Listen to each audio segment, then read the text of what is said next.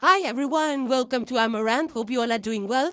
Thank you guys for joining me here. In today's video, we'll be taking a look at insights and messages for the collective Aquarius, Sun, Moon, Rising, Venus, and Jupiter placements. These being general messages, please take the ones that are resonating organically and don't force any onto your situation. You can also apply these messages to any aspect in your life. With that being said, Aquarius, let's get into it. The first card you have, Aquarius, for today is Life, and it further says joy, rebirth, and growth. So I feel this is just, look at the picture. There's a girl sitting on the bench, in the nature, in the woods, just finding joy in the moment. So it's conscious effort to create and feel that emotion of being happy. Now, rebirth also speaks of transformations, of sharing things that were, not beneficial to us, and adopting newer ways, newer habits, newer patterns, which leads to growth in our own personality as well as in our soul growth. So rebirth is more about a growth cycle that you probably completed, and now you're feeling better about it. You're feeling happy that you went through that cycle of growth and of rebirth, and then it says growth. So it's so beautifully aligned here. This is expansion. This is evolution for you, Aquarius. And this is exactly what the nature's cycle is all about. For our soul growth, we find, we kind of have those experiences that leave a bitter taste. We evolve out of it. We learn lessons. We shed patterns, people, situations that did not align with us, which is a process of growth. And then now we're a renewed person with newer ideologies, newer ways of being, newer ways of connecting with people. We release patterns and behaviors that are outdated. And that's very much important as a human being, to evolve with the times. And in that process, find the happiness that, people came into our lives to fuel our growth. Next, Aquarius, you have is the Coral Castle, and it further says, live with intention and purpose, aligning your actions with deepest values and desires. So again, here we go. It's an extension of the last energy that we saw for you. This is about creating a life that is intentional, that is purposeful. If you see the Coral Castle in the picture, it's such a huge castle. And the thing about this castle is the person who made this did it single-handedly. So, and nobody even knows, because this castle was created, who knows, like 100 years before. And we don't know how, this person created the castle.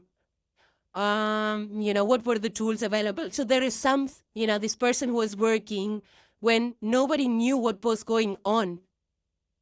But he kept putting in the effort, So it's like you can create something so magnificent, even by putting that consistent small effort every single day.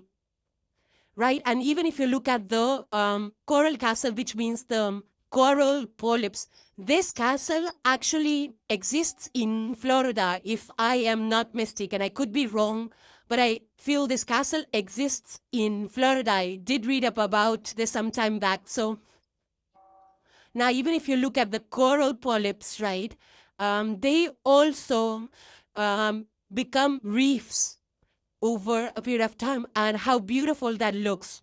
So this energy is about making that effort every single day, and you will see the progress. One day you will realize that your efforts have turned into such a huge, magnificent thing for you.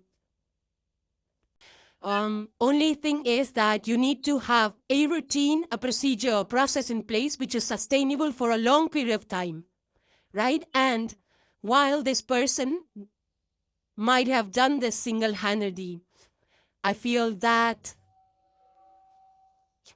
there was faith, there was trust in the process of creating something. And he could see the gradual growth of this castle. So, yes, you will see growth in small steps, but I feel that eventually you will create something so big. That's the process of transforming every single daily effort into a huge achievement. Now, this person did it single-handedly, but, as we know, we don't have that kind of time today because this castle took a years. Sometimes, in today's times, it's in a fast-moving world. We don't have that kind of time to do things single-handedly because there's a lot that needs to be done. So I feel that, a lot of you could be even partnering up with people, coming together with a team or a group that can, bring a lot of their talent and potential to the table. And collectively, you can create something so magnificent. So this also speaks to, like, if multiple people were to do this or create this castle or create a project or business that you're trying to do today, make sure you're hiring the right kind of people with the right kind of mojo, right? That will work together and harmoniously with the other people. So it's about having a person on team that believes in teamwork, not believes in doing it all single-handedly. So if you are in a process of creating a team, so make sure that people are ready to work as part of a team, which is, very difficult in today's times. Next card you have is the Five of Spades. Five of Spades is like the five of air. And it says number 6, so 5 and 6 could be important. There's a coffin in this picture. Coffin is like rebirth energy. You already saw that for you. For those of you who are having any kind of illness or you're struggling with any physical ailments, then you need to not neglect that health as well. That comes first. So pay attention to that and get the right diagnosis and treatments. There is also something related to houses or property or cars. Make sure that, when you're signing papers, you're watching the terms, conditions. When you're selling the property, if you're selling the property, then watch out for the people that are buying it. Like, do they have the finances? Do they have the money? Do they have a good history? So as to avoid any kind of further problems with buying and selling of properties. Yeah, so take care of these issues, especially when you're not just property, it could be any asset. I feel that this is related to any asset that you could be buying. So pay attention that everything is spelled out, and especially if you're buying jewelry or you're buying, metals or gold and silver and things like that, make sure that you're buying it from authentic sources so that you don't have to suffer any problems later on or any kind of loss later on. Now, 5 of Swords is also, again, a kind of challenge, right? And we learn through challenge. Challenges are put on our path for us to grow, for us to transmute those energies and create something powerful out of it. So I feel that this is just about, facing the problems that are there head on and finding alternate ways. If there are conflicts around you, then just, try to work it out instead of, brushing it or postponing working things out. It's always better to talk, have good communication, bring people together, and have that clarity in your head and heart, in your emotions as well, so that everything is cleared away. Because 5 of Swords will stagnate your efforts. It's a conflicting energy. So your mind will be lost in thoughts and you won't be able to put in the work that's needed. So 5 of Swords actually encourages you to work out the problems. But you just need patience and time and, energy and strength to pull people together, to talk it out, because not everybody's comfortable having difficult conversations. But if we can muster up the courage to go work this 5 of Swords situation out with people that are causing this rift that are near us, then it will lead to good progress, because 6 of Swords is like moving away from conflict and things into better and calmer space.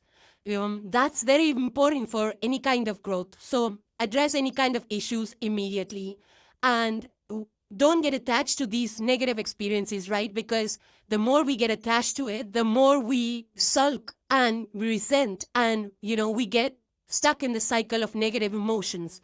the best thing to do is, the lesson behind the Five of Swords is that have strong, healthy boundaries. Conflict happens when people breach personal boundaries. So have those personal boundaries, not defenses, just healthy personal boundaries, right? So that people don't say things that they're not supposed to tell us. People don't do things to us. They don't take advantage and liberties of us. So Five of Swords is a good chance to remove and cut things out, patterns out, people, situations, and things out from your life that caused this, that put you in this first place, put you in this conflicting place. So, so take this opportunity, have a plan, like how are you going to work things out, and then, set your mind, train your mind and emotions to detach from why it happened, and things like that. Why, what, where, when. Don't attach yourself. Ask these questions so that you can plan for the future, but don't attach yourself to these situations. Next card you have is the house number 12. This is Piscean energy, because the 12th house is ruled originally by Pisces. But for you, Aquarius, especially the Aquarius rising, 12th house for you will be the house of Capricorn. And Pisces will be your second house. So you could be dealing with Pisces, the house 12 is a Capricorn. So you could have that, sorry, in your chart, or it could be Capricorn energy, Saturn influence of structure, discipline, of learning the lessons. It further says spirituality, transcendence, karma, sacrificial service, and healing. And that's exactly what the 12th house is all about, right? It's about transforming our personalities to, spiritual practices by doing the inner work, the shadow work, and by, going deep into our emotions and seeing what's working for us. So the thing about when we go deeper into our emotions is that we realize deeper things. We realize patterns that we have been repeating, or we realize what's working, the wisdom, the depth, that wisdom, it comes only when we actually explore consciously our emotions, right?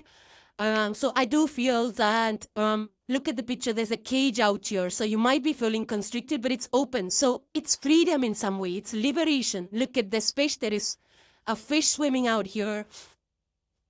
There's also a moon. There's shells. There's feathers.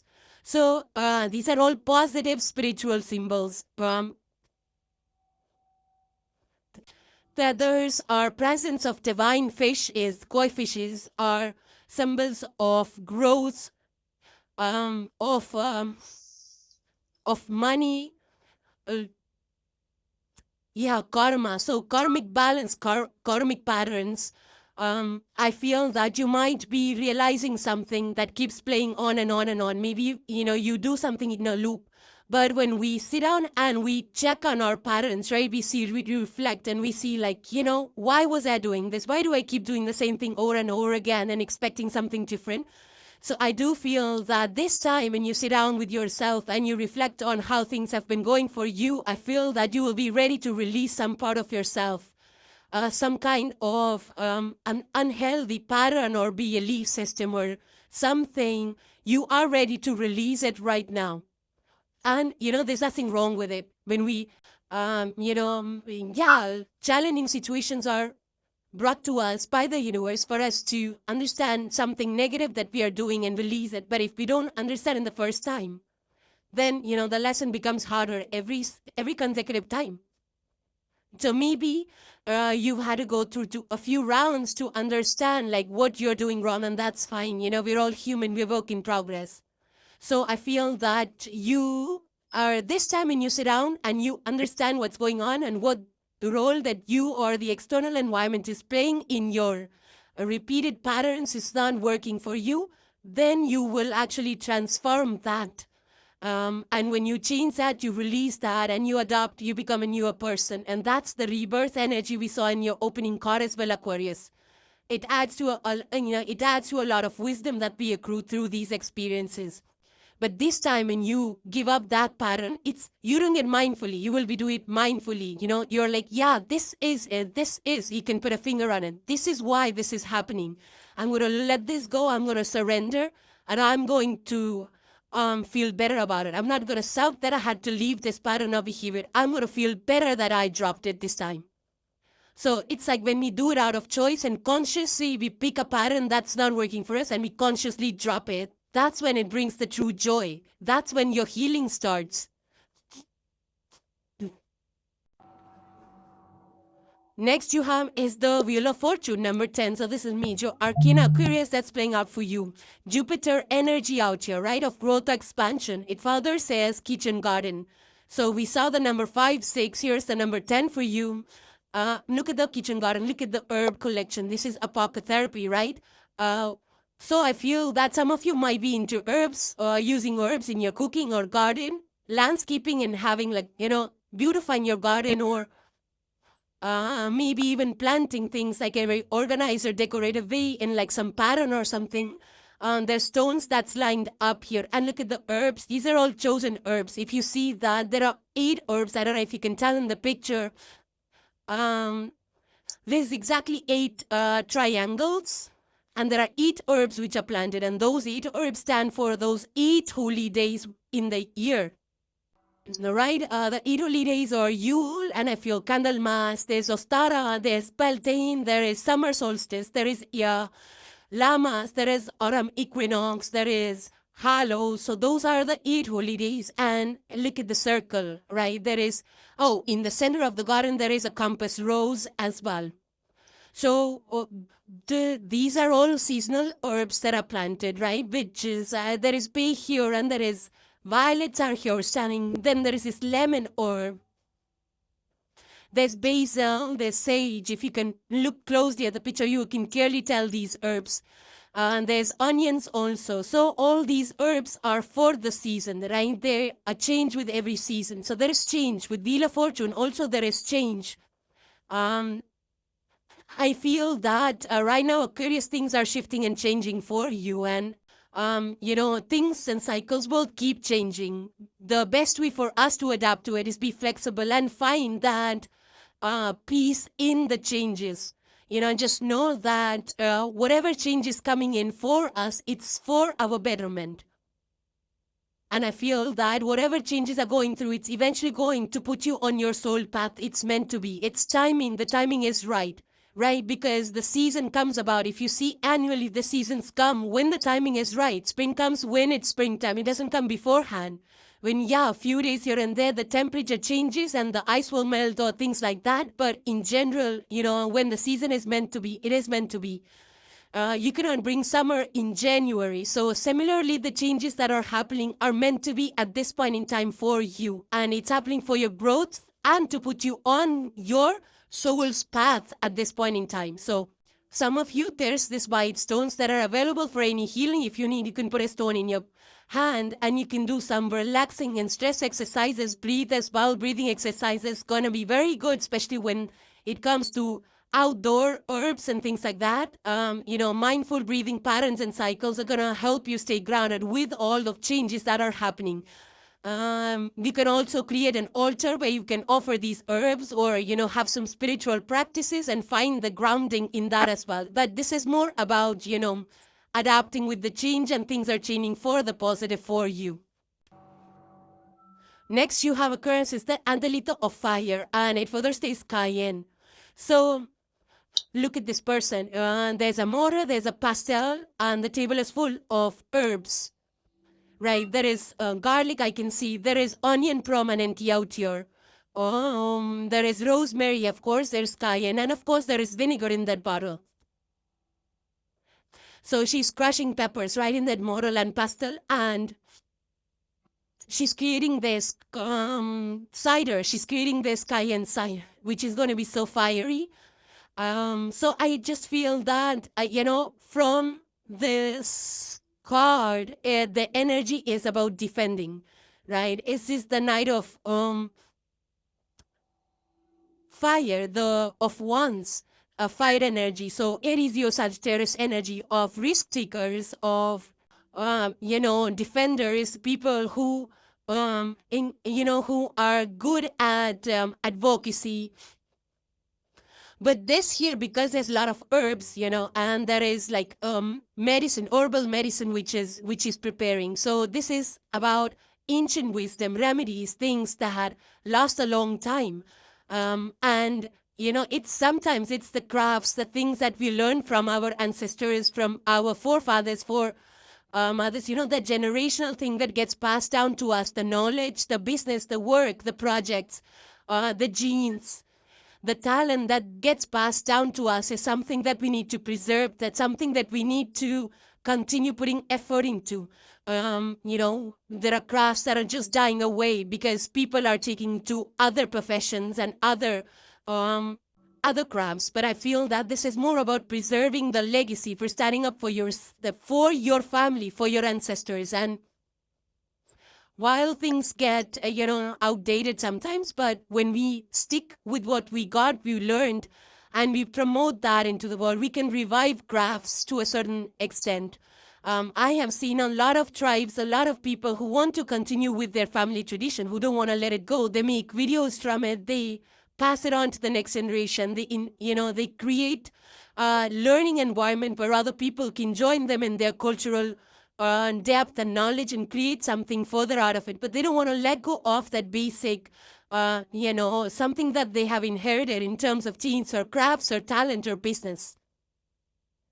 So some of you could be into that. Some of you could be using or creating some kind of business using herbs and, helping your community, or helping them understand your craft or your something about a business or a talent that you have better, putting something out there so that people can see what it is. Maybe it's new to them, maybe they don't understand. So it's all about spreading the knowledge, creating something out of that, traditional wisdom that we have got passed down from other people, from other sources of the same community, and honoring our ancestors in the process, right? So, and for some of you, this could be also fire cider, cayenne cider, and these herbs that could be used in cooking, and that will benefit, keep that fire and passion alive with what you're doing.